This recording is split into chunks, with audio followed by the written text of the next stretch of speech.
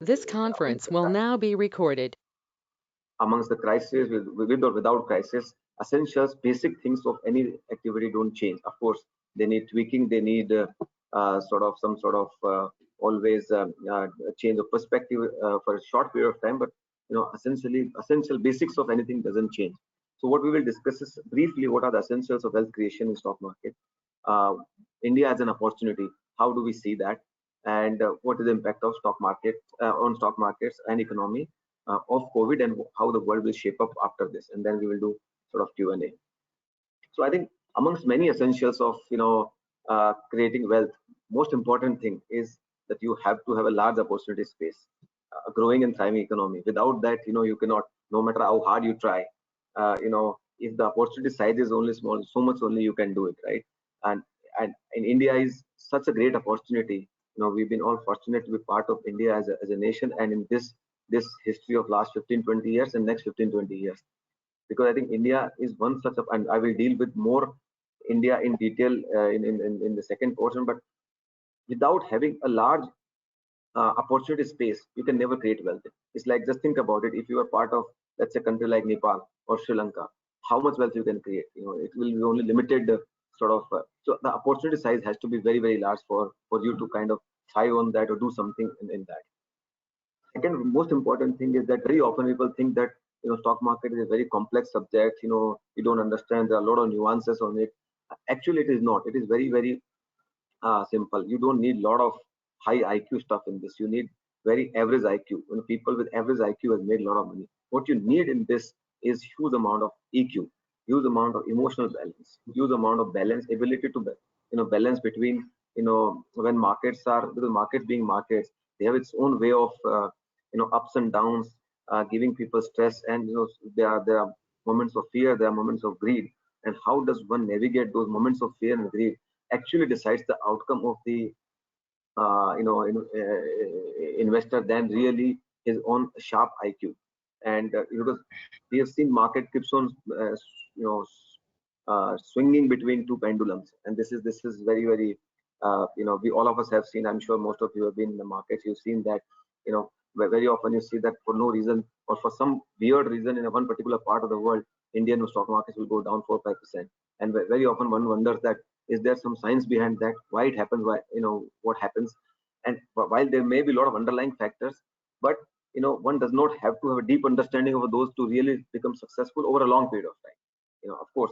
So if you have understanding, it always helps. But investing is very, very simple, bottom up, very, very it's not easy. It's simple, but it's definitely not easy. It requires more EQ than IQ, and that is one of the things I would always say. Other essential thing in markets to create wealth, and when I'm saying wealth is not necessarily, I mean, it requires basically to spend a lot of time in the market, not timing of the market. I think very often people make a mistake, try to time out. Should I buy now, right now, or should I kind of wait for some more correction? Should I the timing in the market is actually impossible stuff by anybody to be done. But more time you spend in the market, you will see people coming out very well. And the real, and I'm sure you've heard this term before also, power of compounding. Compounding is the eighth wonder of the world, right? As Albert Einstein says, that one who gets it, who understands it, earns it, and one who doesn't pays it. So, uh, very simple. If let us say if you compound something at 26% for a 10-year period, you make 10x money. But if you compound 26% for to make next 10 years, in 20 years you make 100x. Another 10 years you make 1000x. So this is the power of compounding. And very often when I talk to people, I'm asked that my capital base is very small, what should I do? Actually, it does not matter whether your capital base is 1,000, 2,000, 1 lakh, 1 crore, whatever is the amount. I think fundamentals of investing do not change. Ultimately, we all of us are in a compounding of the capital business. We are not in, if you want to really create wealth, you have to think about compounding the capital, not really making quick buck. And which is where most of the people get it wrong, and which is where most of the people end up losing money, and which is where most of the people end up creating wrong notion about the stock market, and assigning it as a quite good thing. Ankit? Sir, wait a second. Wait, AM Shetty sir, you please mute yourself, please. Sorry to disturb, sir. Sir, Suraj Jadhav is also on unmute. I request Suraj the Jadhav, please participants mute to yourself. mute themselves, please. A lot of participants have joined. I request them to mute themselves so that the speaker is not disturbed. Ankit, can we unmute? Thank you. I mean, can you mute all of them and then maybe while speaking only one, because when we open up the question, then we can Yeah, the organ.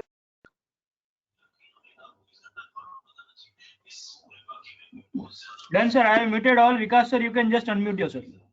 Yeah. Okay.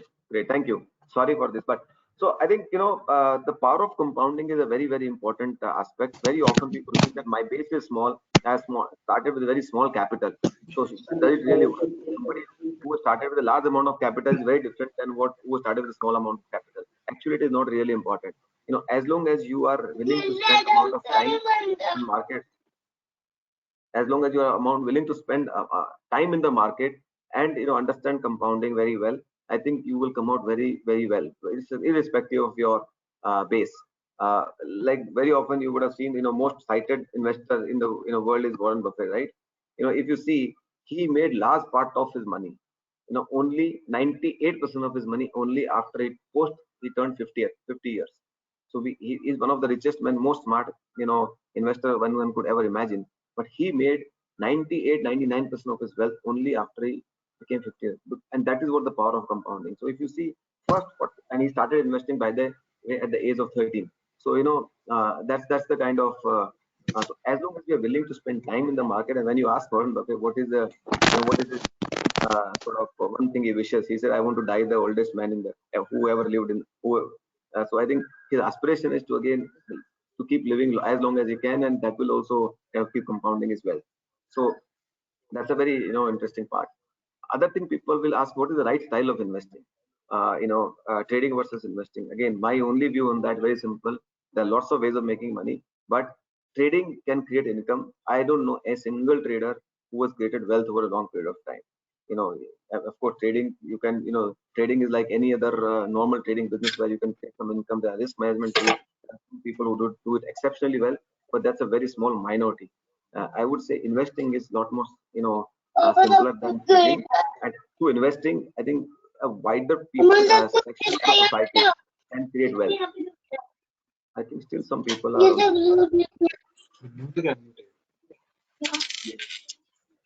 and I think this is another interesting part which I think I would like to share with most participants, since most of us are and this I specifically make comment to a CA community, that one of the very, very important aspect of making money in the market is hard work and perseverance. Ankit, lot of noise is coming. I don't know.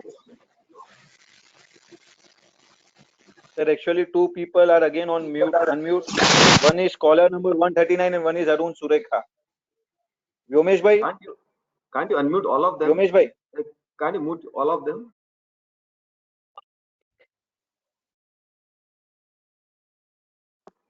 Okay. Yes, sir. I muted all again. You can go ahead.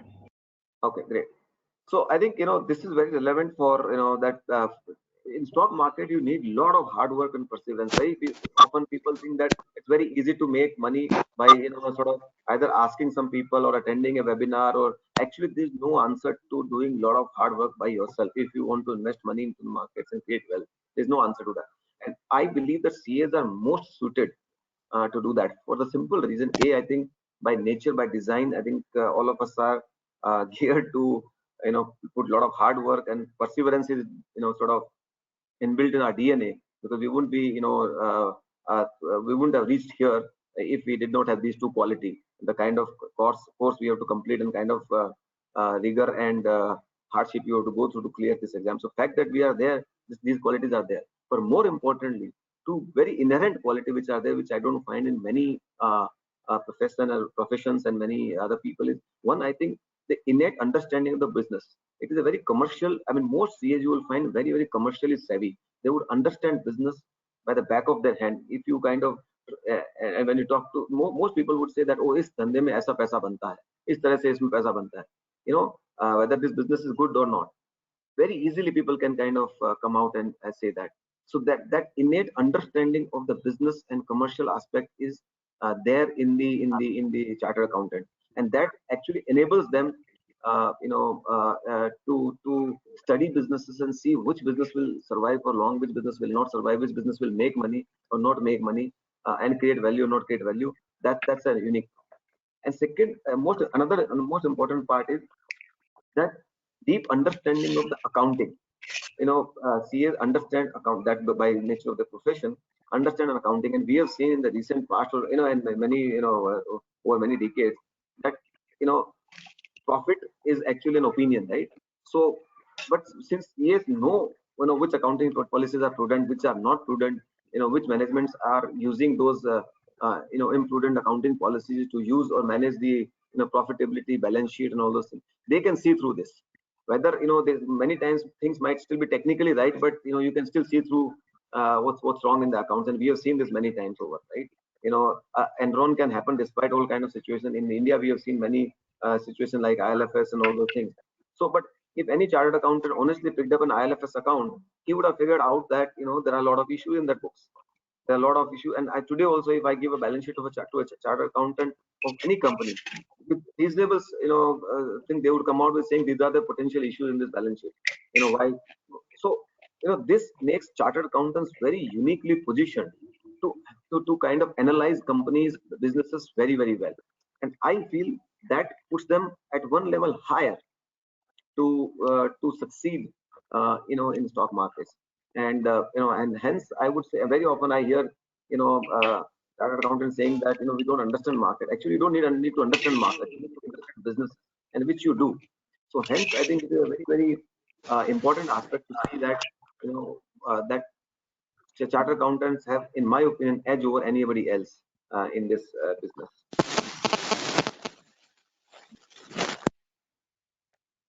Now, so these were some of the basic innate things. I just wanted to say that, as long as you are ready to sort of put money into market and use your common sense, when we have to buy a small sort of television or a fridge or a car, we do a lot of research using our common sense. We ask people, we don't, ask people which car should I buy, and people end up buying that car, or which fridge. We look for features, we compare pricing, we compare benefits, Unfortunately, we do not do the same kind of effort or hard work in while we are putting our hard-earned money for investing, and that's a very big disconnect one has. And I think probably the psychological factor behind is that most people have underconfidence that I don't understand investing. So my strong recommendation is no answer to your own work, no matter who tells you what. It's like अपने कहावत है ना कि स्वर्ग जाना तो मरना खुद को ही पड़ता है. तो आपको जब खुद को ही अपना काम करोगे तो ही उसपे आपका कन्विक्शन रहेगा. And second very interesting saying is that you can never make money on borrowed conviction. If you have a high conviction, it will allow you to stay through a tough period of downturn in the market. But if you have, let's say you asked me some stock and I say buy this stock, it looks good. My view might change, but you have no conviction of your own. So tomorrow, 20% stock price correction, you will panic out and probably will get out. And for all you know, I might hold and stay through and come out 5x while you have lost 20%. So point I was trying to say that there's no alternative to building your own conviction about what you are doing, and hence I encourage always participants, people to rely less on external advice as when it is about picking up investments, but also even if you're picking up advice, use your own. Ultimately decision should be your own, application should be your own. You might take some inputs from others and build your own conviction, but unless you build your own conviction, do not dabble into anything. That is very, very essential. And the reason why we don't build our own conviction is that we try to kind of take a shortcut, easy route, that usne bola hai to theek hi hoga, and that I think is not a right way of doing. In my opinion, I have seen more people destroying wealth on that rather than creating. Even if he is most accomplished person who has told you something, still I would say that build your own conviction rather than borrowing somebody else's conviction. That is a very important aspect. Now coming back to India, very often again right now we are going through a difficult period. But if you look at India as an opportunity, is a great opportunity, once in a lifetime kind of opportunity. While it looks very chaotic, very, very volatile, but if you see over a long period of time, India has always delivered.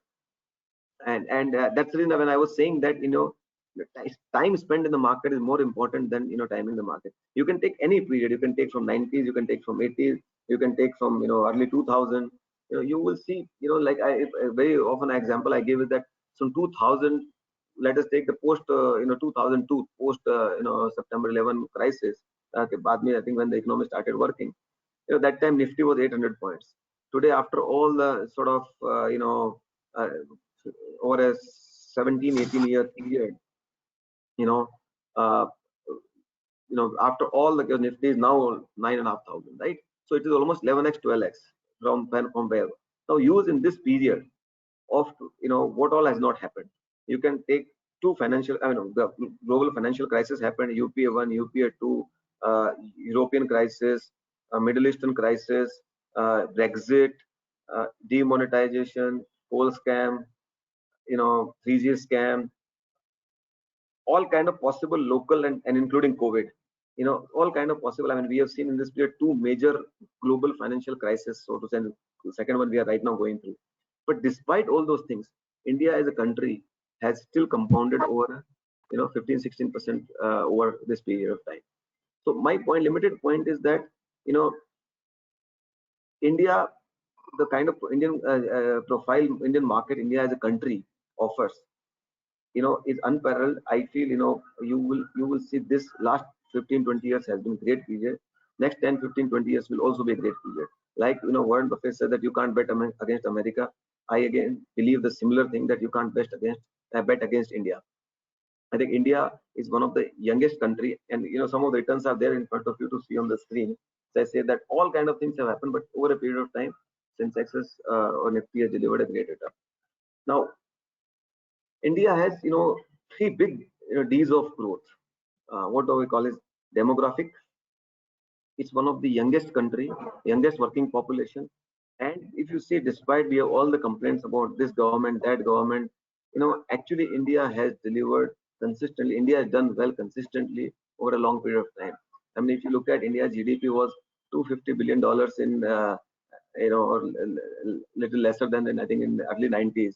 From there, we have come to $2.5 trillion, right? In this period, all kind of governments would have come, all kind of things would have happened.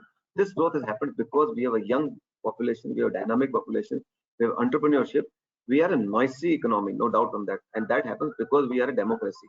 In democracy, you will always see noise. Like, it is very similar to, in that sense, US.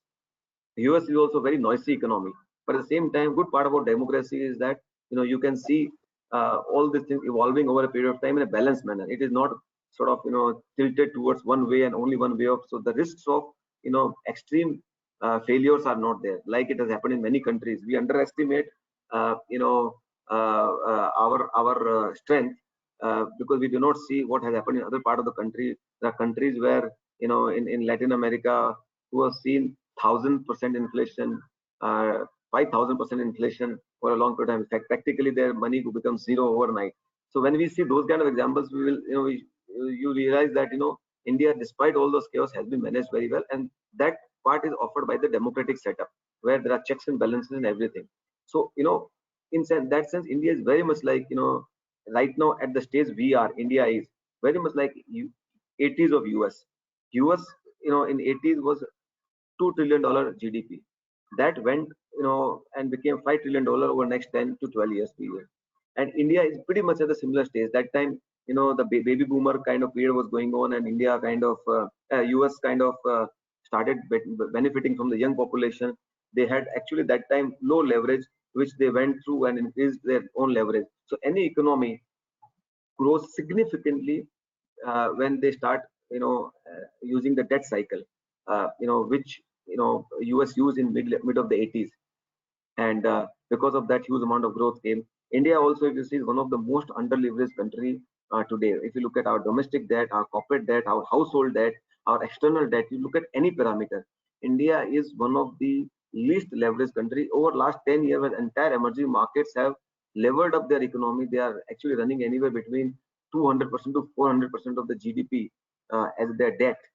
India is, very, very, I think, well below, 50-60% in that range. So I think India is well placed to capture, this debt-led cycle. Of course, debt-led cycle will come through with a lag because right now we are going through a banking sector crisis. So I think that probably will take a little more time, but that lever is open. So and when you're looking for a potential of economy, the lever of economies are demographic, debt, and also more importantly, deregulation. I think in last 5-7 years, I can take a 25-year period also, and more importantly, last 5-7 years, lot of reforms and deregulations have happened, which are kind of bringing mainstream economy into parallel economy into mainstream economy. A lot of transparencies are going to come through. Of course, we are going through a painful period because of this transition. All of us have, in some sense, I'm sure, gone through a painful period. Our clients have gone through a painful period of this transition. But I do believe that once this is over, this will only create a base for a smoother and long run for sort of growth. So some grassroots, game-changing reforms have happened, like bankruptcy code, like RERA. These are, I think, benefits of that will be visible only, maybe 10 years down the line, and we can look back and say. And I'll give one small example. When SEBI was formed, nobody paid any attention to what SEBI can do. It was seen as a one more regulator coming through, and we will, let's see what happens. Everybody was looking at with skepticism and all. But I can tell you, and despite all our complaints and cribs about, how SEBI is good, bad, unfair, fair, all kind of things, I can tell you capital markets are today of the size and scale only because SEBI got formed, only because SEBI started unleashing the regulatory reforms. From outright system to online trading to online stock holding to creating corporate governance framework, insider trading rules. I think earlier in early 90s there was no insider trading rules, right? So these kind of things are minority shareholder protection. There are lots of things done for minority shareholders. So I think all those things are kind of enabling for a significant faster growth of the market. So today, capital markets are what they are because of a regulatory reform done 25 years ago. And I believe that the same thing will happen, once we have these current regulations which are going through goes through. So I think these are the a couple of essential 3 Ds, I call it, of Indian opportunity, which will unleash over next 10 to 15 years huge amount of opportunity. Now, India can become $5 trillion GDP by 26-27. That's based on various estimates. It can go 1 year here and there depending on what is the impact of COVID. But if you just look at what does this mean? So typically a rule of thumb between a cycle of market cap to GDP ratio is, in a bear market it is 0.5 of GDP, and in a good market it is about 1.3, 1.4 of GDP. So depending on the next 5-6 years what kind of cycle we have, and I'm sure we will have all kind of cycle. We'll have bull market, we'll have bear market. So in next 5-6 years we will have market cap to GDP ratio between 0.5 to 1.4. If I take market cap anywhere between $3 trillion to $6 trillion. So we will see a additional wealth of $3 to $4 trillion getting created in Indian economy. Now this is no small amount by any stretch of imagination. It's one very, very large amount for any even global developed market economy. And if we are seeing this kind of wealth, and what I'm talking about is no rocket science. This has happened in the past. We have seen, as India's market cap is closer to now, I think 1.7, 1.8 trillion dollars. We have seen, and this was $200 billion only 20 years ago. So we have seen this wealth getting created, and same thing will happen over next 5, 6, 7 years period. So this absolute amount of wealth creation will be delivered to the stock market, and it is no small amount by any stretch of imagination. So I would strongly recommend people who see that gloom and doom. The best is actually yet to come, in my opinion. And very often we are, I've covered, but very often mother of all bull market was from Japan, not any other, where it gave 21% annualized return over a long 4 decades stretch. That kind of wealth creation. Now I'm not saying that India will go through that same kind of wealth creation, but India surely has the potential. But next 8-10 years, backed by these 3 Ds, looks very, very sort of interesting. Now, coming to COVID, which I think is a topic of interest for most people. What's happening in this period? How do we see? How do we navigate? What is the critical part? So I think COVID has obviously sort of created a very huge challenge for everybody around the globe. It is not a local problem. I think to put things in perspective, this is the event humanity has never seen before. This kind of massive global lockdown, this kind of event has never ever happened in the recorded history of the global or mankind or human being. We have had a Spanish flu, which was one of the biggest pandemic in 1918. But that was also not when entire world was shut down. That was in one certain parts of the world, but it was not that the entire world was shut down. Everything was kind of halted, and we were all kind of dealing with the today. World. I mean, there has been a lot of local issues where we have had plague in India. We have had lot of we have SARS, which was again bit contained. We had MERS, we had Ebola. A lot of these kind of pandemics have happened, but this scale of this, I would say, probably 10, 20 sigma event, and I don't think anybody was prepared for this kind of event, and it has huge amount of implication. First of all, if you compare with the global financial crisis or any other crisis, global financial crisis was largely restricted to banking, which had impact on some of the other sectors, but it was a demand side problem. In this crisis, we have both demand side problem and supply side problem. So your supply is shut, demand has sort of gone away. Now, if this kind of situation remains for a 2-3 months period, how do you kickstart the economy? What is the kind of economic loss which will happen to the entire economy? Business is unfathomable. And more importantly, what are the second and third order impact which are going to be very, very big, in my opinion. We can see that a particular industry will have this kind of losses, particular industry will have, but there's always interlinkages between the economies and industries. Like, to give an example, what we saw was recently the shutdown of the Templeton funds was a second order effect.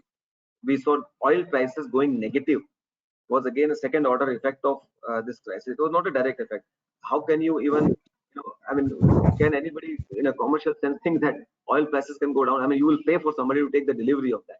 And this kind of situation is very, very unnatural and can't remain, for long. But what I call this is a second order, third order effect of a crisis. When if you ask somebody a month ago, even if somebody understood the corona crisis, somebody would not understand the second order, third order impact unless it happens, because the interlinkages of the various part of the economy, global system. It's a very complex system. Local, global economy, banking system, all those things are so intertwined in a very complex way that when you pull out one piece of puzzle, what happens to the rest of the system is very, very sort of you can understand only when it happens. It is very difficult to predict. And what we are beginning to see is those kind of things coming to the light. Many corporates would default. If those corporates would default, would they be run on the banks? Would they be run on the funds? Globally, what kind of situation would happen? So I think this is a very, very tricky situation. It has never happened that when a company like Eicher Motors sells 91 bikes in a whole quarter, Maruti sales as 0. This is the kind of I mean, a lot of retail companies are shut, theaters are shut. Now, impact of those how do you sort of estimate? And more importantly, when you do not know that how long it's going to last, how any business is going to sort of prepare for that, because you do not know how long it's going to last. Whether even when the government is opening up on 18th of October, 18th of I'm sorry, May, all the estimates are there. It will be partial lifting of lockdown, but still, the way human beings are there, most people will be uncomfortable to go out and attend their office. I mean, we are a small office. We are working from home, but we decided even before government, decided to announce anything, that we will probably work till June end or July end from home only. There's no point in taking this. This kind of psyche will play, in everybody's mind, unless a permanent cure or vaccine is found, and unless we find something meaningful. This is not going to sort of the risk or psyche of the human beings won't change, because people will be scared to travel. People will be scared to go to office. You might not have, but what if a visitor comes and kind of brings to you, a staff who travels from public transport brings to you? So this psyche will not change unless and until a vaccine is found. So I feel even if the government start opening up the lockdown, it will be only very slow and sort of steady coming back of the economy. It won't be overnight. laborers have gone back to their own towns or are going back to a town, their towns. So migration is happening. Now people will be finding shortage of labor when when they sort of wants to start production, or when they want to start economic activity. So I feel that it will be best that even if 3-4 months time, to assuming that 18th lockdown starts getting lifted across the country, still it will take 3-4 months time minimum for real meaningful activity to come back.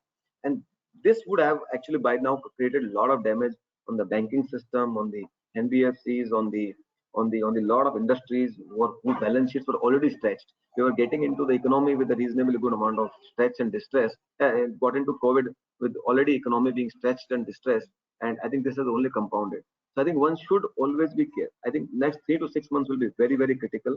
A lot will depend on what kind of response government gives in terms of providing liquidity cushion to MSMEs, what kind of support government gives. Because the only person right now who can give support is RBI and government, nobody else.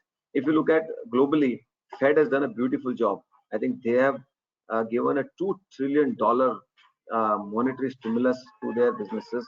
They have gone and given loans to businesses left, right, and center. Now, mind you, that does not necessarily mean that they are careless about it. But in times like this, government needs to support. Unless there is a huge amount of liquidity support given to the businesses, they won't be able to kind of come out of this vicious cycle where you don't have a working capital to run your business. So you have to constantly sort of if you don't have working capital, how do you kind of pay your staff? How do you pay rentals? How do you pay for fixed costs and hope to get business? So I believe that a lot of smaller businesses will go out of business. A lot of weak businesses will go out of business, and that is where consolidation will happen as a new trend. Bigger will keep on getting bigger. Smaller guys will get either sold or get consolidated or get shut down. But I mean, this crisis will definitely bring those kind of things to the fore, and this is scary. I mean, more you think, it is scary. So in times like this, at least what we believe that the most important thing is to preserve cash, to keep your balance sheet strong. And if it means that you have to sort of take some unemotional decisions, whether for yourself or your clients or for anybody, so be it, because survival is most important thing. Jack Ma recently very famously said that if you have survived in this financial year, you've done a wonderful job. So I think, when we are talking to our clients, when we are talking to sort of managing our own affairs, most important focus should be survival. There's no point in time one should run out of cash flows. One should run out of sort of and in our fund also, when we buy companies, one thing which we have done across the board, that stress test whether those companies will be able to go through this 6 months period of no revenue or 30% operating capacity. And if that were to happen, will they be able to survive? And if answer comes yes, then only I think you would want to hold in a portfolio. Otherwise, you get out. So I think that is the one big advice I can sort of say, that check out on the balance sheet strength of your sort of companies, your portfolio companies. And if the balance sheet strength is not good enough, I think they will either shut down or they'll get sold. That is inevitable. So I think this uncertain period, we have to navigate very, very critically.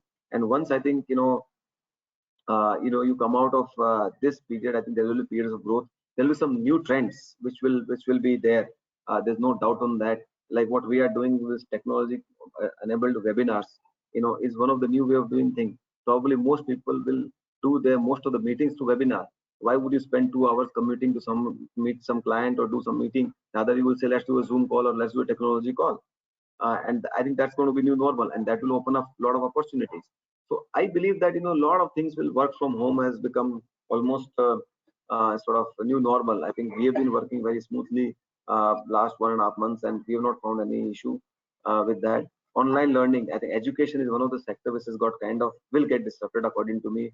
A lot of US universities, which thrive on the education, and they are going out of the business because the US education business is a very large industry, by the way. And already some universities are planning for filing for bankruptcy, as you read it. So now incrementally people will not travel to go and overseas for education. Online education will become par for the course. My daughters have been attending school through online. Of course, schooling can't be replaced completely, but a lot of things will move. I mean, there's no answer to social contact and touch, but I think a lot of things will start moving back to sort of online and technology enabled platforms. Online delivery will become new normal. I think we will order more uh, online than go and take risk of going and shopping in the mall. And these are human beings. Once we get used to a particular thing, those patterns don't come back fast. So it's like this: if you have used to, let's say, shopping online for 6 months period, then those trends usually don't sort of reverse in a big way. Then they tend to sort of continue, because one might very well argue that 6 months we'll shop online and then we'll start going back to it. It usually does not happen.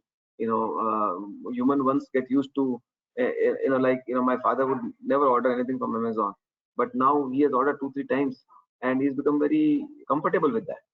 Now next once, so now lot of people are kind of getting into this and saying that so you are getting a lot of people getting used to this habit, and once that happens, I think you will see that trend becoming. So technology driven solutions will become far more, in my opinion, relevant. Medical and healthcare sector will go on significant change. I think in last couple of 1 decade, the sector was underinvested significantly. Uh, I think people will, most governments will prepare for investing significant amount of money in building healthcare system, medical system, so that if this were to repeat again, what kind of a response would be there? People will be a lot more. I think more health insurance will be taken globally. I'm not talking about only India. In India, definitely it will also happen. That I think you will see that sectors doing quite well. Another trend I think will be deglobalization. Most we were in a last 20, 30 years. We were in a trend of globalization. World is flat, and where you will procure things from wherever they were the cheapest. That probably would not happen. People will have the supply chain closer home. That means a little bit of deglobalization. That means things will become expensive, so inflation might come back. Earlier you could import goods at the cheapest source, which could be China or anywhere else in the world, but that may not be true incrementally anymore. This trend will accelerate over next uh, you know uh, 2 to 5 years period, where there will be supply chain uh, uh, uh, reorientation which would happen. So and we will have to see how geopolitical situation evolves. I think after Cold War between USSR and the USA, world was reasonably uh, peaceful place, so to say. Now we are again getting into a world which is becoming kind of bipolar. China seems to be leading one front, backed by Russia and few more allies, and US seems to be leading the other front, backed by Japan, UK, some part of Europe, and I think world is incrementally becoming bipolar. Whether this will create some sort of destabilization will have to be seen, but I think one should keep on watching out for geopolitical developments. And any geopolitical development will have implication globally. You cannot wish it away. As I said, that it is a complex integrated system. So any puzzle piece of the puzzle you touch, it will have impact somewhere else. So that part, I think we'll have to. Some of these things we will have to see in post-corona world. They will not be same, and we will see those changing. Some of the sectors which can watch out again. Probably what will change is again pharmaceutical and healthcare. I think will do very well. Probably a 5 7 year period we are getting in, where new companies would come about. New existing companies will do very well. So I think that sector and segment can do very well. Uh, Online businesses and technology oriented place, as I was saying, that can do very well. New businesses will come in. Online education will become very big sector. uh, Technology driven financial services will become again a very big sector. There's no doubt on that.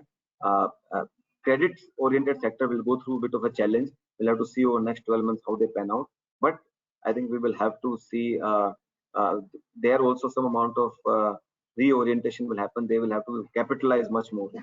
So meanwhile, we feel that non-credit oriented financial services will do very well, where the balance sheet is not at much at a risk. And one trend will should you keep in mind that bigger will become bigger. So larger player will gain larger amount of market share across industries. So largest player, whether it is banking, whether it is telecom, whether it is any sector you can pick up, or cement or anything else, larger player will end up doing quite well. So those are the sort of some of the points I can leave you with, and happy to take any questions from anybody on anything. Before I sort of end, I think probably this question might come, so hence let me take it up. I think in this world we will see unprecedented amount of printing of money. US Fed has printed $2 trillion of balance sheet additional, and they are planning to print another $2 trillion. Japan has done the same thing. Germany has done the same thing. By the Euro bloc has done the same thing. China has done that. India will be forced to do that. So whenever typically this happens, one thing which does very well, irrespective of anything, is the gold.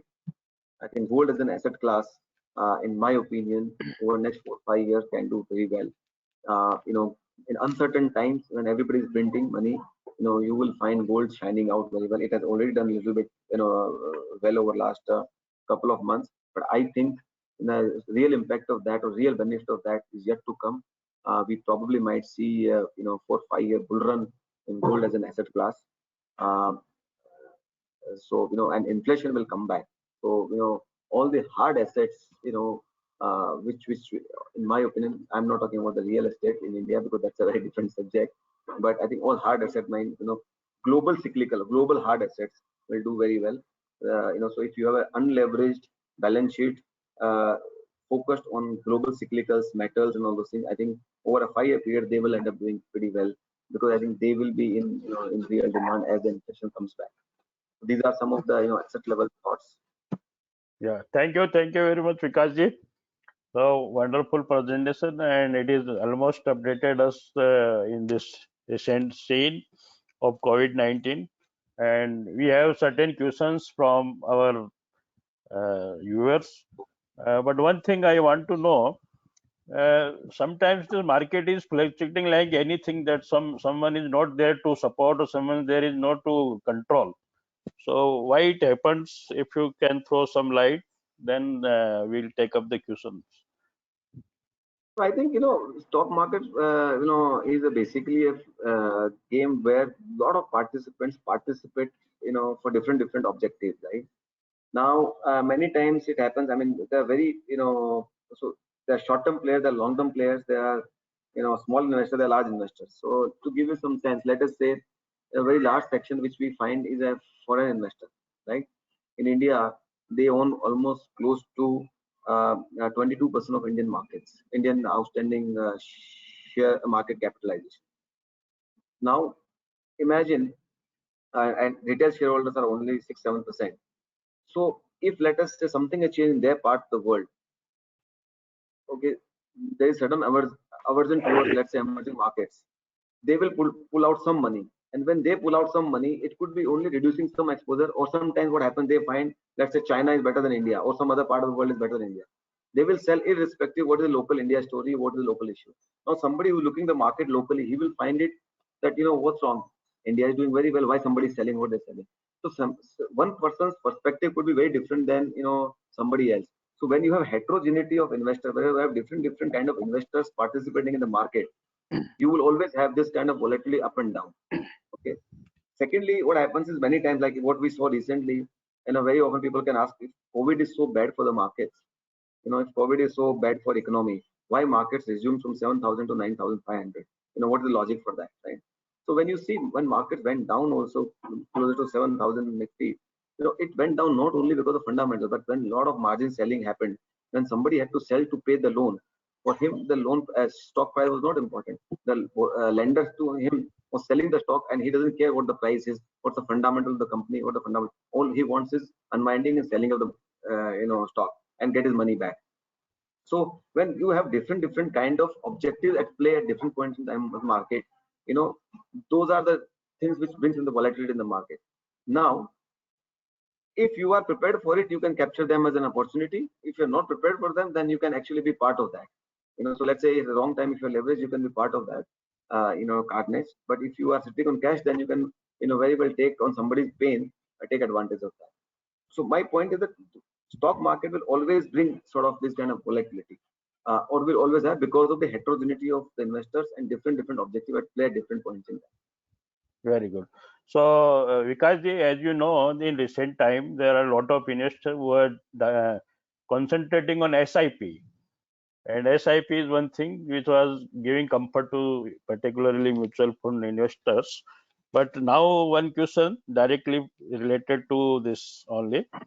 Viewer says, now that all mutual fund SIP portfolios are into deep negative, is it advisable to minimize the loss and exit partially or fully from SIP portfolios and move to direct equity? So as I said that it is not the SIP, it is actually SIP is a very, see when, so, very interesting, I'll tell you. If you don't know that, if you want to spend time in the market and if you don't know how to time the market, right, then the only or the best thing is to do SIPs. Systematic, over a period of time, you start investing your assets. Now, when you look at a time like this, when you are sitting on a historic crisis which humanity has never seen, and you start looking at the mark-to-market of a portfolio of SIP, and you say it is under, losses, it's a wrong time to look at the portfolio. It is not. I mean, same thing. You will suppose tomorrow there's a bull market. Let's say we are sitting on 15,000 levels of Nifty. You will think that SIP has done very well. You were the smartest guy, and SIP has done very well. So it is not SIP which is good or bad. It is actually how you want to get exposure to the markets. And in my opinion, systematically getting exposure to the market is a very good thing, because and if you play out over a long period of time, you will come out very small. Now the long period of time essentially is we can say how long. Now is 5-year long period or 10-year long period or 20-year long period. And that is where I always believe that, and unfortunately, over last 5-6 years, India has gone through a crisis, one after another crisis, and hence we have not seen what kind of returns we should have seen.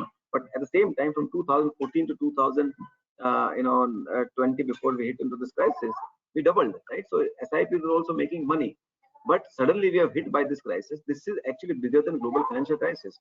Now, the way to think about it, which I think most people can relate to, global financial crisis, which happened in 2008 September, market, were kind of in a little bit of sideways zone till March. Post March, when it started recovering, March 2009 to October 2010, markets more than doubled, and a lot of stocks and sectors became 3x to 5x, right? So if you looked at in October, if you looked at, let's say, your portfolio returns in September 2009 for whatever investment you did SIP over 5 years, you will look stupid. But at the same time, if you looked at in October 2010, you will look at yourself as a very smart. So I would say, and my belief is that equity as an asset class over next 5-7 years will do well. For two reasons, as I was saying earlier. That I think we will have inflation back, and 0 to moderate inflation is always good for equities. That helps as for growing. And secondly, I think India is a great opportunity right now. From once we kind of fix this crisis, because in India demand is very strong. No other sort of economy has even potential to grow at 6-7%, which India has. So I think we have a young population. All those things will sort of come back. It is never dead end. So I won't be, as I was saying, that if there's a $3 trillion of wealth going to be created in absolute manner over the next 5-6 year period, all this investment which you are doing today will only participate in this wealth creation, because you have already taken exposure, and that will kind of participate in that. So I'm not overly, I would say that don't cut losses. Rather, I would say continue with that. It is very human nature that in bad times you sort of stop allocation to the risky asset class or consider risky asset class. But recency effect should not play out. Rather, you should continue with the asset. That's great. I think when the market is at low level, that is the opportunity for SIP schemes to lower down their average cost. So now we have just seen the market falling below 8,000 in Nifty, and now again on last day, 30th April, it is near to 10,000. Today again it is touching nearby 9,000. So what is the level where we see the market can go down again, or is it right time to enter? No, I feel that I think still with some more pain is left. This is more, I would say a bounce back rally or dead cat bounce. I think, we will have to see how government responds to it.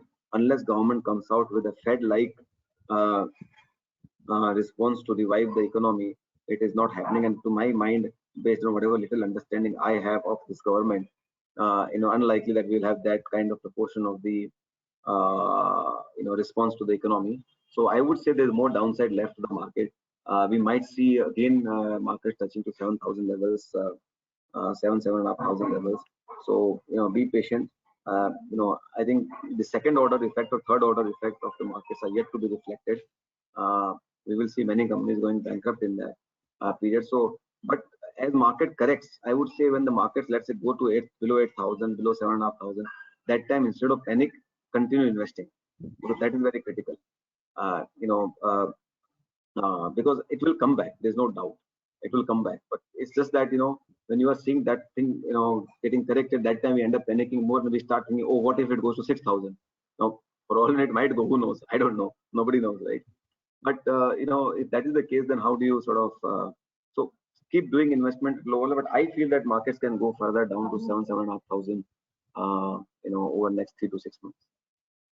Very good, sir. So oil is one thing which is in the minds of everyone. So how does it impact again? When we see oil price is high, that is also negative, and when oil is going down, that is also negative. So how it impacts Indian market? So I think oil going down is good for India in that sense, because we are a consumer of the world. But I think oil is not going to stay here forever. For the simple reason, please, today why oil is down what it is today is today the entire world is shut. So world is operating at 30, 40, 50% capacity, depending on whichever country. When you have this kind of destruction in the demand, and some countries run only on the oil, right? So that's the reason we have seen this kind of correction in the prices of the oil. But as and when I think the demand starts recovering, as and when the lockdown gets lifted and the economy starts coming back to the potential, you can argue whether it is 3 months, 6 months, 9 months. It is only that kind of period. So I believe that as that happens, oil prices will also sort of go up, and they will probably settle around $40, $45 kind of range. And that range it can hang around. But I don't think the current prices are going to stay for long, for the simple reason that right now demand is not there, people are not consuming. If all of us are not traveling, not using car, the demand has got distracted. But somebody who's running the oil wells, they have to extract, and secondly they have to sell, because they have to survive their own sort of economies. So we will soon see that recovering, according to me. But long term, it is good for India. I think I'm told India has bought a lot, at least for shorter term. So it helps India. It helps government to collect more taxes and reduce the fiscal deficit to that extent. So overall, I think the lower price of India is good. The world over, I think there could be some tertiary effect, that because a lot of banks have lent to oil companies. Now, if those oil companies go bankrupt, then it can create a huge amount of impact on the banking system. So oil remaining long term here at this level can create negative impact on some of those exposure of the banking sector. So it's not good that it remains low for a long period of time. Okay, so as a chartered accountants, we are investor ourselves, and we are advisor to our clients. Maybe not exactly as stockbrokers, but after this COVID situation, what our advice to our clients, whether to remain invest in mutual fund, to buy mutual funds, or direct equity also? That, see, again, as I said, that तो मरना है तो स्वर्ग जाना तो मरना तो खुद ही पड़ेगा. तो my only point is that कि अगर आपको direct stock investing करना है, so then you have to build that kind of capability. People spend, do this full time to sort of get that kind of expertise. So unless you spend, time, you have time to, sort of do your own analysis, which I think any chartered accountant can do. You don't need any expert to do that. But most people don't have time to do that kind of analysis. Most people don't sort of have that kind of put that kind of effort to do that kind of analysis. So if you don't have the time and ability to do effort, then better to go through the mutual fund, I would say, or just invest into companies which you understand very well and in a systematic manner. I mean, there are lots of companies, and I mean, all of us have our view on the company. With little bit, work, you can invest into company in a systematic manner. But I think without doing work, without doing conviction, having your own conviction, I would say that best to go through the professionals who do it for the living. Okay, so that is one option. When see the risk in mutual fund, particularly the Franklin issue, so a lot of people are worried about it. So where do you see the debt market as an opportunity as investment? So I think, see, mutual fund definitely caters to a particular section. I mean, the need of the investor, so it will always be there. The corporate bond market in India, unfortunately, has not developed very well. Franklin issue, product, there was no problem with the product, but actually, as I said, it was a casualty of the second order, third order effect of this crisis. What happened was that they have exposure to all the companies. Now those companies are illiquid. The fund were designed to take credit risk. Now corporate bond market in India is very shallow. So whatever available corporates are, the fund had taken the risk. Now I do believe that investor will not lose money. The step was taken to protect the sudden sort of drop in the prices, because if there was a lot of outflows, I think the same stock, just because there's an outflow and there are no buyers at this point in time, you will see a huge erosion of the value. So to protect investors from that, it has been taken. I'm sure this will also have learning, as we have had many times in the past. So far, it is wrong to believe, by the way, that the mutual funds or credit mutual fund or bond mutual funds have no risk. It is generally believed that if I'm putting money into the debt mutual fund, it has no credit risk or it has no risk, which we have seen in more than many ways in last 1.5, 2 years in different ways, whether it was ILFS or Z or many such incidents and all. So we should understand and invest that if we want a risk-free investment, then we should invest into GSEC fund, not in debt market fund, which is generally classified. And what happens is the most investors actually invest money by looking at the historical return, and that's actually one of the lousiest way of investing into anything. If you say I delivered this better return, so you put more money in my fund, that's one of the worst way of investing. Looking at the rear view mirror, you can't drive the car further. So you have to look at, so what is objective. So if you want absolute risk free debt oriented, then you should invest into GSEC fund.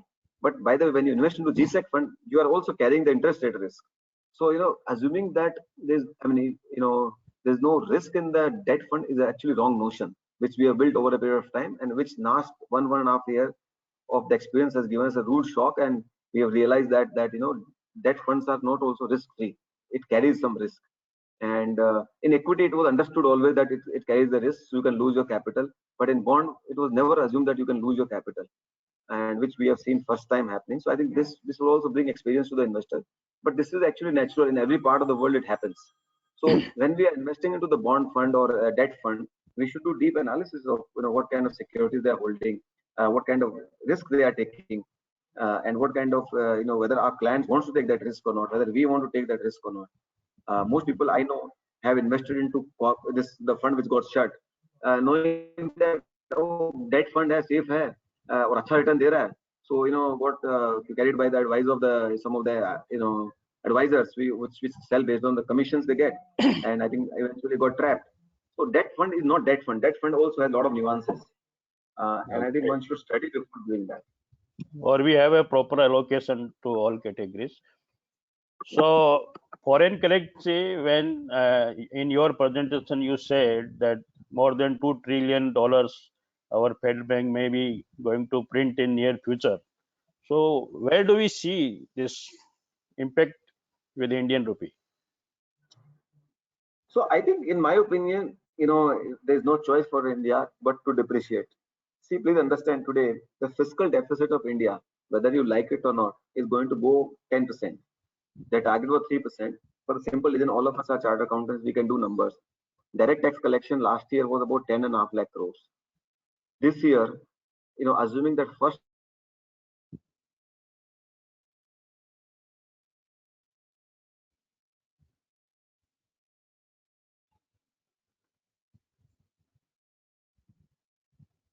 Anything now?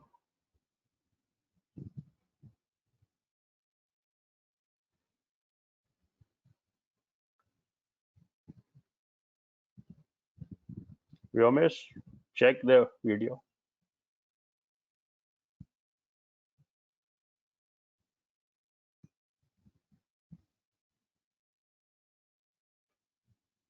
I think we lost Vikaji's network. We need to check with.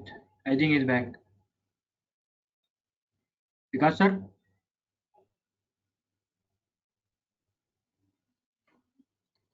Just call him. Just call him and Yeah, there is some issue, I guess. There is some issue at his end. Ankit, if you can I- just call Vikasji.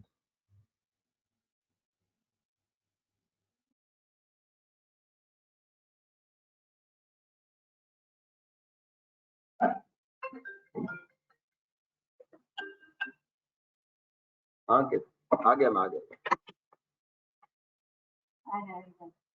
Hello, sorry. I think I lost Also- the connectivity. So we were on foreign currency. So I was saying that, I think, I don't know what part I got lost, but the tax collection will be seriously short. Income tax collection will be at least down by from 10.5 lakh crore to 6.5 lakh crore.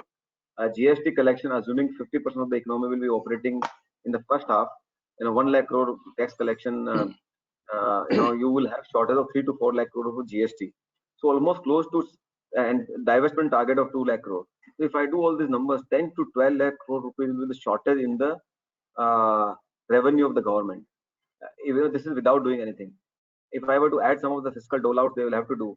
So I think we are running on a high fiscal deficit. If we are running on a high fiscal deficit, the only other lever which government has is to print money. So if you have to manage, printing money, fiscal and interest rates, the only lever which is left is the currency. So I believe that we will see currency between 80 to 85 rupees very soon. I mean, there's no Okay. choice.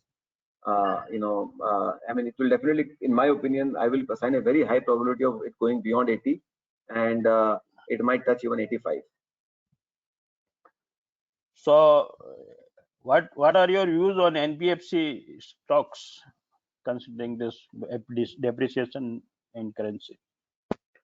So NBFC, I think stocks will, NBFCs are going through a difficult problem.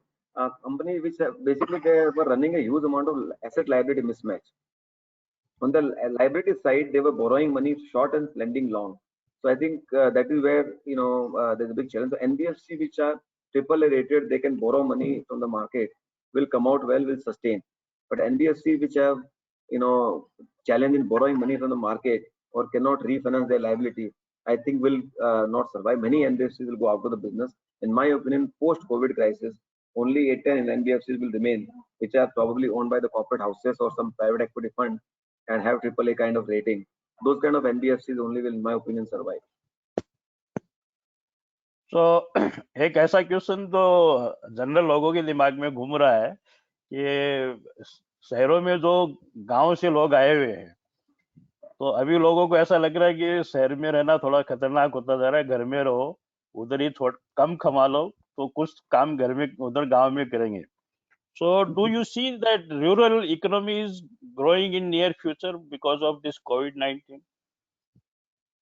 So I think COVID-19 का सबसे कम effect rural economy पे हुआ है. आप देखोगे तो I think आज भी अपने गांव में खेती का काम चालू है, बुआई कटाई का काम सब चालू है. तो आई थिंक रूरल इकोनॉमी का इम्पैक्ट बहुत ज्यादा नहीं है. आज भी आई थिंक वहाँ पे ओपनिंग काफी कुछ एक्शन चालू है. तो मुझे लगता है कि rural economy will always be important for India. और ऐसा है कि वो जो ओवरऑल लॉन्ग टर्म माइग्रेशन है वो तो बंद नहीं होने वाला है. खेती की तरफ से, इंडस्ट्री की तरफ से, फ्रॉम फार्मिंग टू टेक्नोलॉजी और सिटीज, ये सब क्या बोलते हैं इसको, जो हमारे यहाँ पे टर्म है शमशान वैराग्य. तो ये थोड़े टाइम का वैराग्य है कि ये सब क्यों करना है, क्या करना है. But I think in years time when जब थिंग्स नॉर्मल हो जाएंगी, तब हम लोग वापस वही दौड़ में लग जाएंगे, वही सब भाग दौड़ में, वो कमाई में, वही बनाने में, सो सब गाँव को भूल जाएंगे. लेकिन अपन जैसा देखते हैं अपने यहाँ पे वंश जैसे चलता है, डॉक्टर का बेटा डॉक्टर बनता है, वकील का बेटा वकील बनता है, सीए का बेटा सीए बनता है. तो ऐसे ही किसान का बेटा जब पढ़ लेता है तो अपने आप को किसान रखने में थोड़ा हिचकिचाता है. तो ये एक समस्या भी है और सोचने जैसा विषय भी है। तो किसानों की जो नेक्स्ट जनरेशन है वो एजुकेटेड किसान बन जाए, इसके लिए क्या संभावनाएं हैं और उसके कैसे किया जा सकता वो तो आई थिंक हमको deep we'll have to do deep agriculture reforms. Unless I think India में प्रॉब्लम है, वी आर मार्जिनल फार्मर। 1, 2, 5 एकड़ जमीन वाले लोगों का फार्मिंग कभी वायबल हो ही नहीं सकता है। I think unless we get those kind of reforms और लैंड एग्रीगेशन, कॉन्ट्रैक्ट फार्मिंग, इसका कोई आंसर नहीं है। और दूसरा, गवर्नमेंट को आई थिंक स्ट्रक्चरल रिफॉर्म करने पड़ेंगे, चाहे वो इरिगेशन को लेके हो या फिर यू नो फार्मर एजुकेशन को लेके हो। बिकॉज ये जो प्रॉब्लम जो है ये सस्टेनेबल नहीं है कि आप हर साल आके 2-5 लाख करोड़ रुपए का लोन वेवर करो और फार्म सुसाइड हो। सो आई थिंक ये स्ट्रक्चरल प्रॉब्लम है। इसके लिए आई थिंक मेरे को लगता है कि जो लॉन्ग टर्म एक्टिविटी काम करना पड़ेगा वो है कि इरिगेशन करे। और अपने आज लॉजिस्टिक्स फैसिलिटीज नहीं है। आज horticulture can do very well, जिसको डेवलप करने के लिए अपने पास पूरा लॉजिस्टिकल सपोर्ट सिस्टम ही नहीं है। तो वो सब में बिल्ड करने के लिए जब तक सरकार इन्वेस्ट नहीं करेगी तब तक ये प्रॉब्लम ऐसे ही रहने वाली है। So your views on real estate now? So real estate India is a peculiar problem. I think real estate has two parts. One is major cities and smaller cities.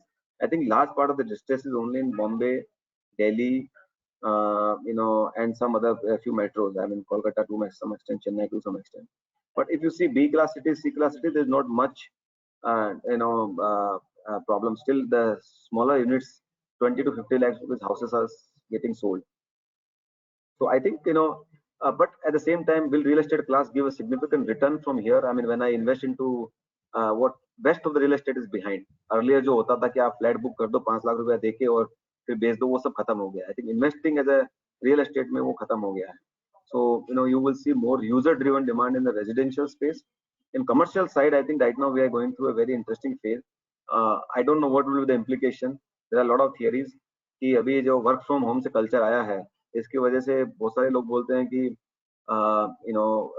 demand for commercial real estate will go down.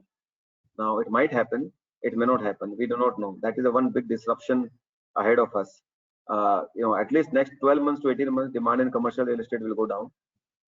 After that, we'll all see how the world evolves, what habit patterns get formed.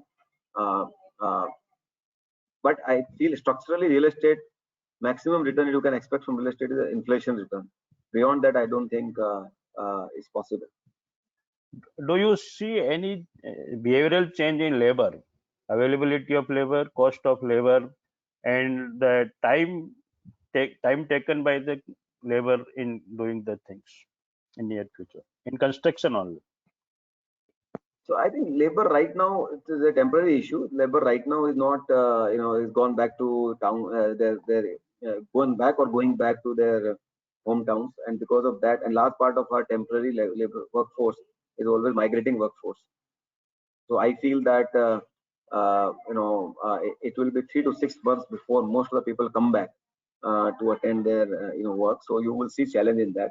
Structurally, I think we have a different problem. One side we have unemployment.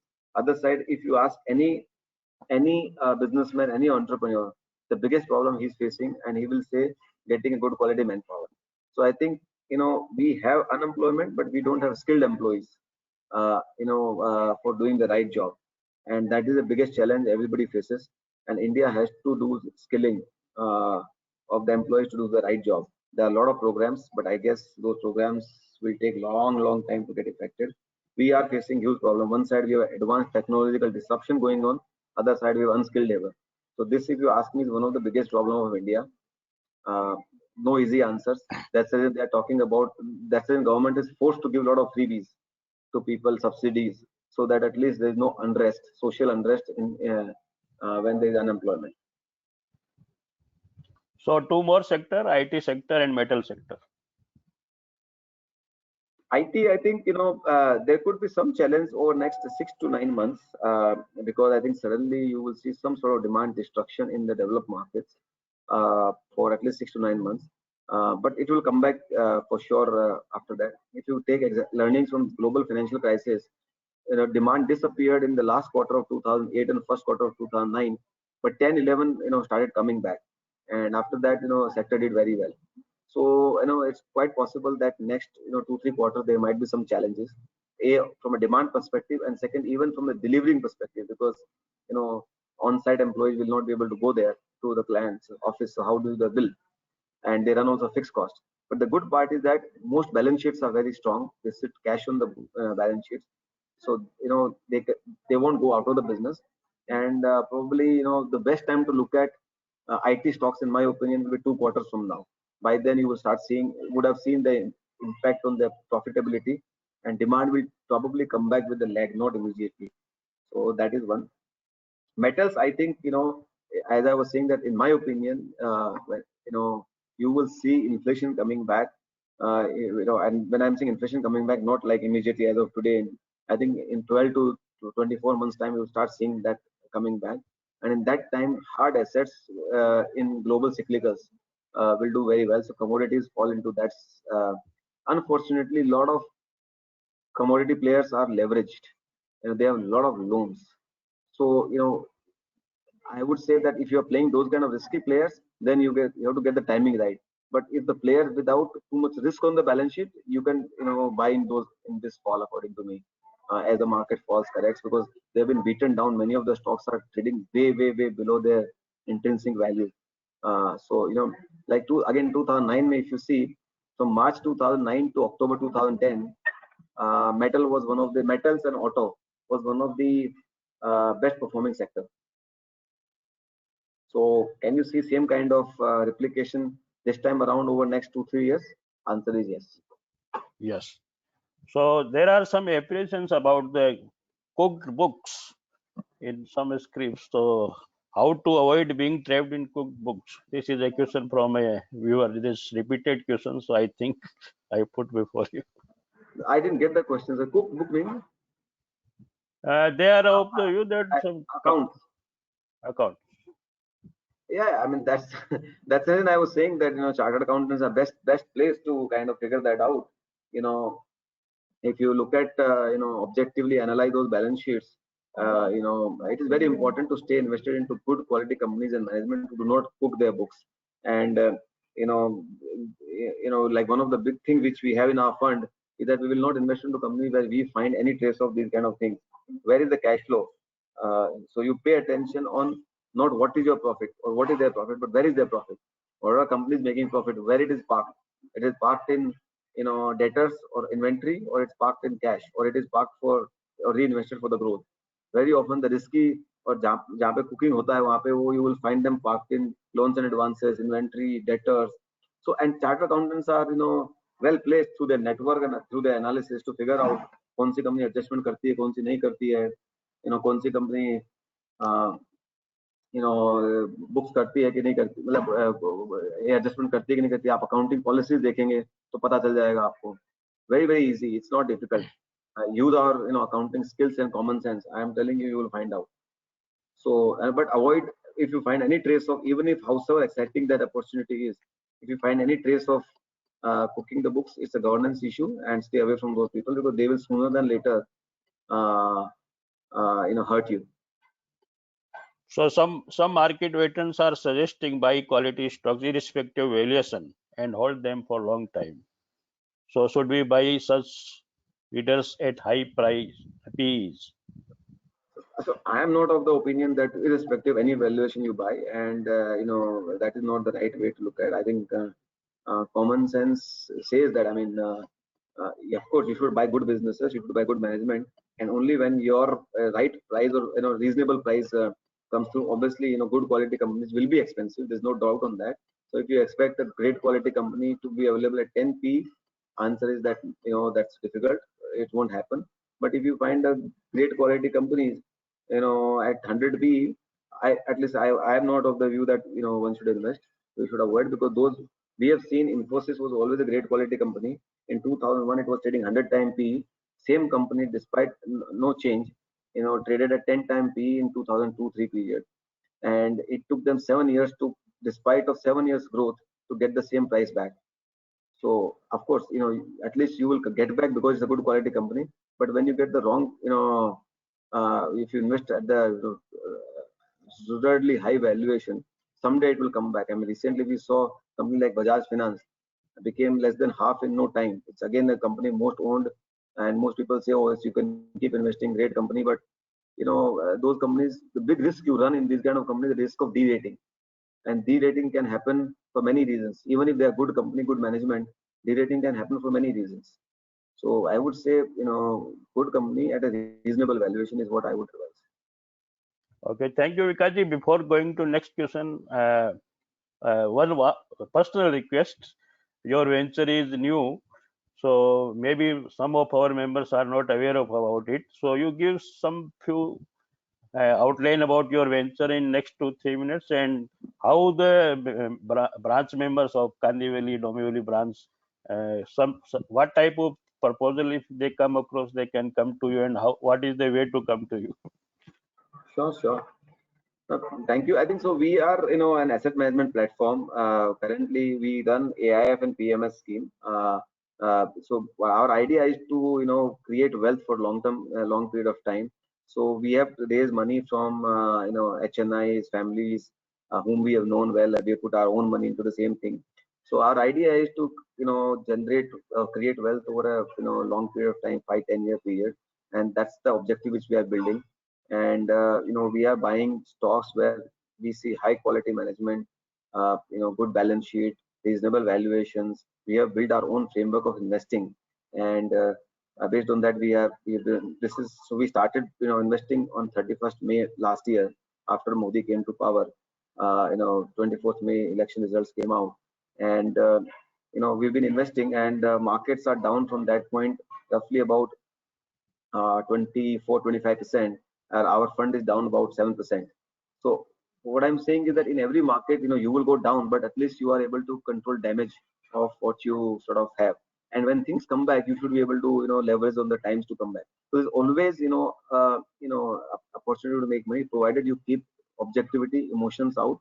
And our objective is to, we build a great team. So, and we want to build an asset management platform which can, last over, sort of generations or decades, based on our own core philosophy. So that's the objective, and more than welcome any of you.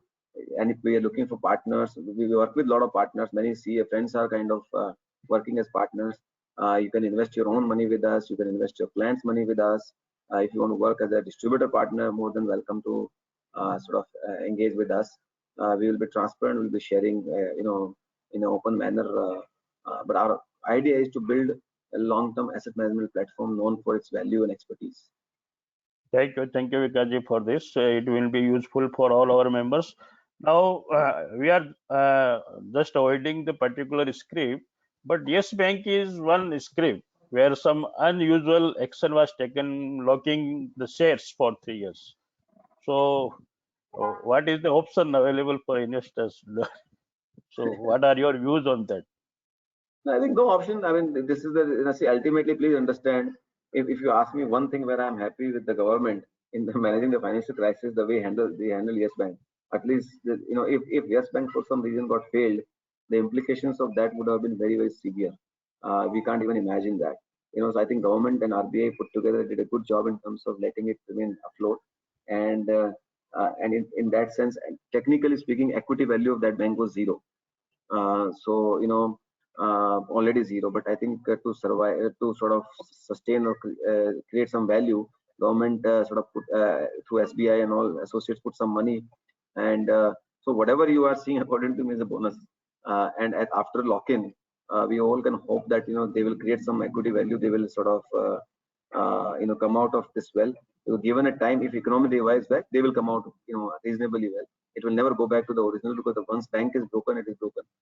So I feel that anyway, you can't do anything. If you're locked in, you can't do anything, except that hope, and that at the end of 3 years, they end up creating some value.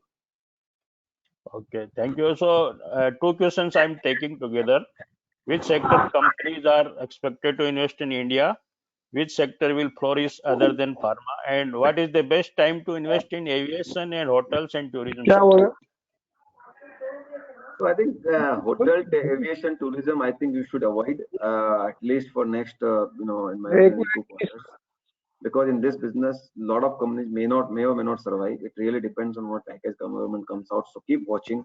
But it is it is a very difficult because travel and tourism is not likely to come back at least for next 1 year in a meaningful manner. And these companies run very high fixed cost structure. So you will see that it's a very difficult sector to be in right now. So I would say rather than being very brave about it, just be a bit cautious about it. And other, as I said, the sector-wise, invest into, in my opinion, automobiles will come back. That sector looks good. Non-trade financial institution will looks good. Metals will come back, but avoid leverage balance sheet. Take balance sheet which are solid and can sustain. Somebody I can see that putting a question on Vedanta, but I think that group is in the stress. But I think Hindustan Zinc in that group is a under leveraged balance sheet. So one can look at those kind of plays where the balance sheet is not leveraged. And I think with leg, if government starts investing, but not now, but I would say 6 months down the line, 12 months down the line, I would look at even industrials, because I think there's a very good possibility that in India you will start seeing manufacturing activity pick up. But that will happen with a lag note immediately. And once that happens, I think it could be a great sector to invest. We can see many companies, billion-dollar companies getting created. Chemical is another sector one can definitely invest. In my opinion, another 5 to 10 years of run is still left in that sector. It could be a pharma equivalent of what we saw in 2000s when pharma got a 10-year run. So I won't be surprised if many chemicals company can become 20, 30, 40, 50,000 crore market cap companies. So from government side, can we see government relaxing FEMA norms, and do we need to go for ease in doing business if we need foreign investment? So ease in doing business as per government has gone up. So, but I'm sure all of us know that it has not gone up, right? So I think more importantly, I think there's intention, but I think somewhere government is losing out on intention to implementation. And when they go to implementation, I think a lot of issues ends up happening. Whether when they want to simplify tax filing, actually they end up complicating it, including last budget on the individual and tax changes which they did. So I think, in my opinion, India, we will learn to grow despite all the chaos. Of course, if government does something, it's great. That will be nice. But I think changing bureaucratic mindset in India will be hard. This government has, in my opinion, tried a lot and is still trying. But I think ease of doing business will be structurally a difficult thing. Of course, government is wanting to get a lot of investment in the country and all. I think we make 4 steps forward and 3 steps back. And I am not a big believer. I think we should, if that happens, that is an option. I would say that happens, that will be we should not work as a base case. We should not work with expectation. We should work if it happens, it's a bonus. But we should make all hypotheses saying that ease of doing business will be like this. India में ऐसा ही चलेगा. उसके बावजूद हमने वो grow कैसे करना है, उसके बावजूद इंडिया में बिजनेस कैसे होगा, and that apart I think one has to start factoring in. Any advice on optimum portfolio allocation? I'm assuming it's across asset classes is being asked. So I think it again depends. There's no right answer to that. It depends on the cash flow needs of the individual, investment goal of the individual, and the risk appetite of the individual, and what is the view on the different asset classes. I would say all your immediate, if you have an immediate need, your investment objective is to meet your cash flow needs immediate over next 3 to 6 months. They should be largely liquid and cash flow oriented. So it depends on, it's an interplay between your immediate needs versus long-term needs. If you are young and you have a risk-taking capacity, and if you're long, you don't need cash flows or amount of money you don't need for 5-10 years, I would say put 50 to 80% of your equity exposure to equity. Depending, again, I'm saying 50% should definitely for long-term investors should be there. Some part should be there in gold, and balance should be fixed income. So one question, I don't think it is related, but still I read, what is the protection to the minority shareholders from companies going to IBC or NCLT? Why there is no exit route to existing investors before they go to IBC? The fact is that the moment the company is gone IBC, your equity values already become zero. It is strange that sometimes in India, after company has gone bankrupt, also the stock price keeps getting traded. Like Jet Airways, after company got shut, also they were trading in the market. So, but it has no meaning. Actually, the equity value is wiped out. So the fact that companies refer to NCLT, you should assume that equity value is wiped out. After that, everything is speculation. Everything is what we call market operations. If somebody is operating the stock or if somebody is doing hanky-panky stuff, that's a very different thing. So unless there is a real turnaround which has happened in the company, which can only you understand after understanding the full scheme. So if you understand the full scheme and think that the company can revive, then only you should buy or you should hold. Otherwise, I think it's a zero equity value kind of game. And I know somebody writing about Ruchi Soya. I have no idea what happens in that company, why it has gone up, So I would say that is more, and I don't understand. So I'm speaking with the complete lack of knowledge in that. If somebody understands that why that stock price has gone up or why the stock has done well, I have no idea. So somebody has to understand the scheme and implication of that. Ruchi Soya was a good business, but I have no idea. So something like the NCLT, you have to understand the scheme before investing. But the fact that going to NCLT, equity value is close to zero. Okay, from my side, I think it is over, Vyamis. If you want to have some questions. Yes, sir. I think we have few questions in the chat box. Let me just check.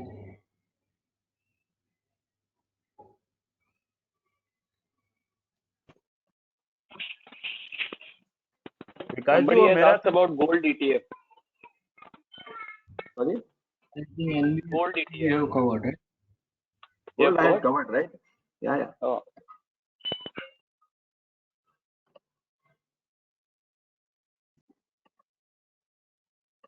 Yes, I think we have covered all the questions, sir. हाँ तो विकास जी, From मैं whatever पूछ I रहा see. था, आप marathon में दौड़ते रहते हो, आपके जितना तो दौड़ना मुश्किल है, कोई ऐसी छोटी सी टिप जो आधा घंटा चार्टर्ड अकाउंटेंट्स उस पे लगा दे, सुस्त दुरुस्त रहे, तो थोड़ा आप दीजिए ना टिप.